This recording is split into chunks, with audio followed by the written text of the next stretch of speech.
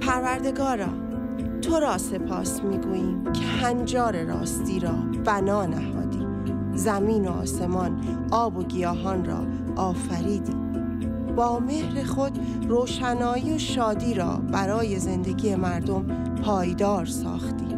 به ما آموختی تا با منش نیک به تو نزدیک شویم، با گفتار نیک آیین راستی را گسترش دهیم و با کردار نیکو سازنده و سودرسان باشیم.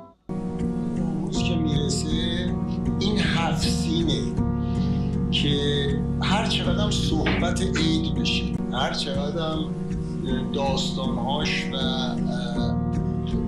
مزایاش و جنبه‌های تاریخیش که خیلی همه با ارزشه به گوشم برسه، هیچی منو زنده مثل 7 سینه میکنه.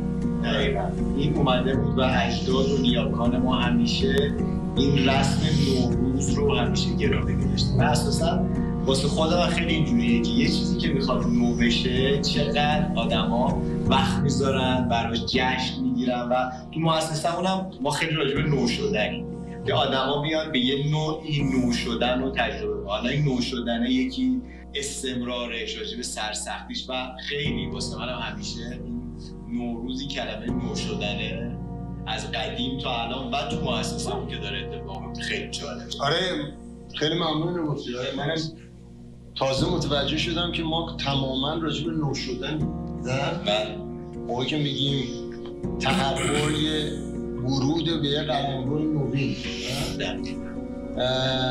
و همه چی در رابطه با آنچه که ما آموختیم و میآموزیم و انتقال میدیم به دیگران، واسه اینه که لحظات نوین رو از زندگی شروع کنن، هر چقدر هم سخت باشه، هر چقدر هم شرایط فعلی زیاد شرایط آسونی نیست.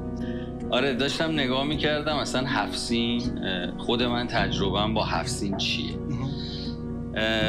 برا من 7 سین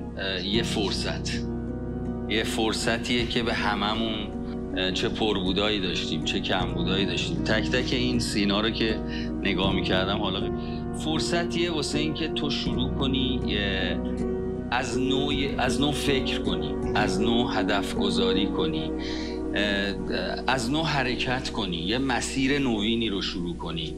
همون جوری که بچه‌ها الان گفتن یه زایشی اتفاق بیفته، اون تخم و مرغی که سر سفره 7 سین در واقع میذارن برا من نماد اون زایش است، نماد اون تکاملیه که قرار اتفاق بیفته. خب همه این چیزها رو هر کدومش رو نگاه میکردم، مثلا سمنو داشتم نگاه میکردم برای درست کردن یه سمنو چه صبر و تلاشی لازم، یا سیر چقدر میتونه محافظت کنه از یه سری بیماری ها.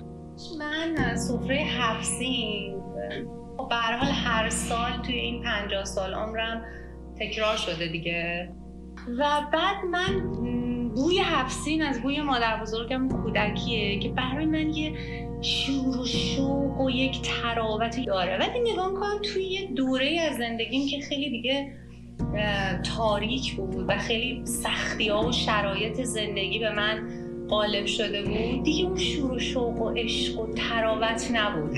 انگار همه فصل‌ها داشت تازه میشد، بهار میشد، شکوفه میزد، ولی دیگه اون شکوفه درون من انگار بیدار نبود. من وقتی اومدم تو به سوی تعادل، این فروغ و تراوت درونم دوباره بیدار شد. یعنی واقعا یاد اون ملافه خونه مادر بزرگم میفتم که بعد از خونه تکونی یه بوی خیلی خوشی میداد. اون موقع مواد شوینده های مثل الان هم نبودم خوشبو کننده باشه، ولی اون ملافه انگار دیگه هیچ جای بوش نبود.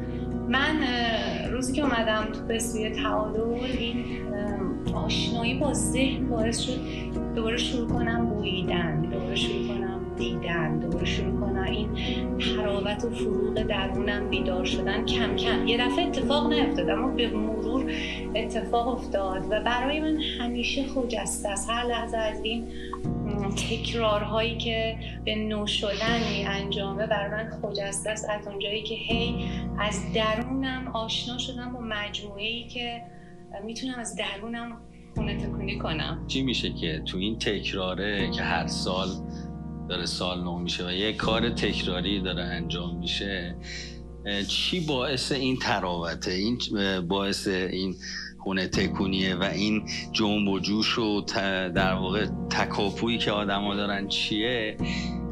برام هیچ وجه مشترکی جز اون نو شدنه نبود، یعنی نو دیدنه که این وقتی اینو ما تو مؤسسمون خیلی تجربهش کردیم که چی باعث میشه که تکرار نشه یه سری اتفاقایی که تکراری داره انجام میشه و اون نو دیدنه و نو شدنه و از یه جای نو یه جریانی رو دیدنه چقدر انرژی میبخشه و تازگی میبخشه و اجازه میده که تو هر لحظه اونو از یه جای جدید بهش نگاه کنی. آره. غیر اون همبستگی هم به نظرم هست. یعنی من یه چیزی که توی ایام خونه تکونی یادمه دست جمعی بود. شبه میرفتیم دست جمعی تمیز میکردیم، بعد مثلا حالش هم اون خوشش هم اون حال خوشش هم بعد همه با هم تجربه کردیم. بعد عید و بازدید و دیدن و من همبستگی رو توی این مؤسسه واقعا دارم تجربه میکنم که هر لحظه با آدمایی که همین الان توی این جمعی سری آدم داوطلب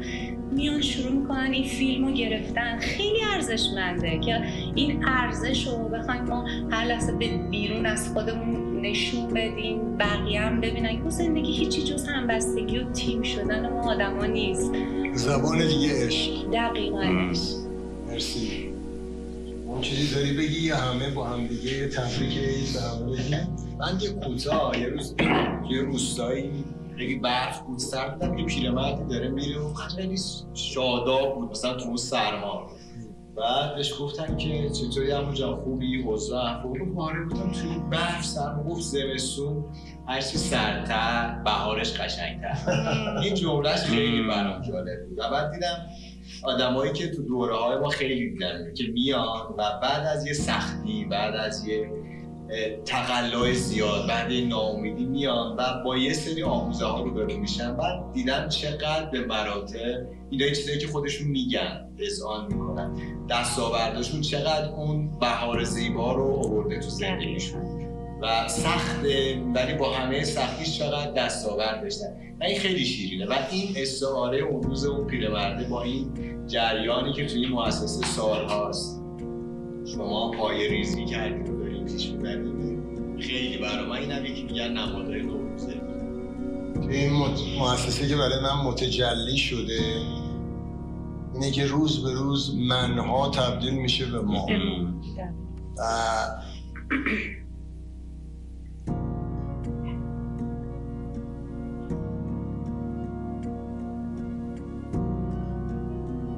آرزوم هم برای این ملت هم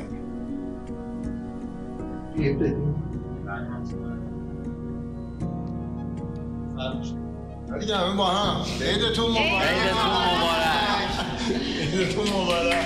سال نو مبارک. صحبت واسه هممون باشه.